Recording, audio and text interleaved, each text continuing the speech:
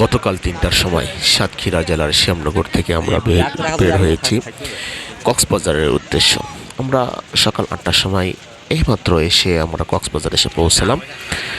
তো পৌঁছানোর পরে একটু পরে আমরা সমুদ্রে নামবো। তো সমুদ্রে নামার আগে আমাদের ব্যাগগুলো রাখতে হবে। তো ব্যাগগুলো কীভাবে রাখা যায় সেটা চিন্তা ভাবনা করছি। সেই সাথে আমাদের সাথে যারা মুরব্বীরা গেছিল তাদের সাথে আমরা একটু সেলফি উঠালাম।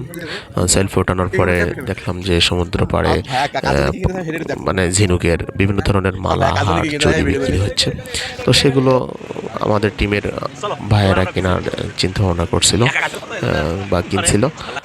তো তারপরে আমরা আস্তে আস্তে সমুদ্রের দিকে এগিয়ে যাচ্ছি। একটু পরে আমরা ভিজবো ইনশাআল্লাহ। এই কক্সবাজার সমুদ্র সৈকত হচ্ছে পৃথিবীর সবচেয়ে বৃহত্তম সমুদ্র সৈকত। তো আমরা আমাদের টিমের মেম্বার নাইম, মিঠু সহ অন্যরা ফুটবল নিয়ে গেছে সমুদ্র সৈকতে খেলা করবে বলে। তো সবাই অনেক দূরে যাচ্ছে, ঢেউ আসতেছিল, অসাধারণ অনুভূতি। তো আমিও তাদের সাথে তাদের দিকে যাওয়ার চেষ্টা করছি। তো একটা জিনিস সেটা হলো আমরা সেই ফাঁকে কয়েকটা সেলফি ওঠানোর চেষ্টা করলাম।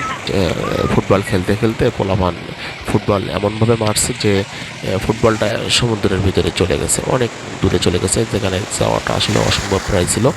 তো আমি তাদেরকে নিষেধ করলাম যে তোমরা ওদিকে এখন যেও না। আমি ওদের বারবারই নিষেধ করতেছিলাম যে তোমরা ওদিকে যাইও না, ঢেউয়ের আস্তে আস্তে চলে আসবে, কিন্তু দুর্ভাগ্যবশত বলটা আর ফিরে আসলো না। তো পরবর্তীতে আমরা অবশ্য স্কুটি নিয়ে আসছি বলটা। গেলে সমস্যা হতে পারে। তো তারপরে আমিও একটু গেলাম সমুদ্রের পানিতে ঢেউয়ের সাথে করতে। সে ক্যামেরাটা ধরে রাখলো হচ্ছে নাইম খান। তো এটাই ছিল মোটামুটি অনুভূতি, অসাধারণ একটা অনুভূতি। সময় পাইলে পরিবার পরিজন নিয়ে যাইতে পারেন, বন্ধু বান্ধব যাইতে পারেন, কারণ আল্লাহ তাআলা নিদর্শন সমূহ দেখা প্রত্যেকের জন্য জরুরি বলে মনে করি আমি। নীল জলরাশিটা অসম্ভব সুন্দর ছিল এবং অসম্ভব অনুভূতি ছিল, যেটা আসলে কল্পনার বাহির ছিল। তো আমরা সকালে ভিজার পরে আমরা বিকালে আবারও আসলাম সমুদ্র পাড়ে। তো দেখতেছিলাম এখন আর ভিজার কোনো ইচ্ছা বা আকাঙ্ক্ষা নেই, তবে দেখতেছিলাম অনেকে ভিজতেছে, অনেকে ছবি ওঠাচ্ছে।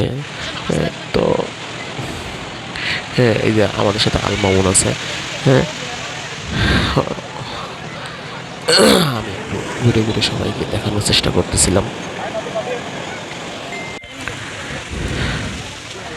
তবে অসাধারণ ছিল সন্ধ্যাবেলার সিনারিগুলো, যেটা আমাকে অনেক বেশি মুগ্ধ করছে, অনেক বেশি মুগ্ধ করছে আলহামদুলিল্লাহ।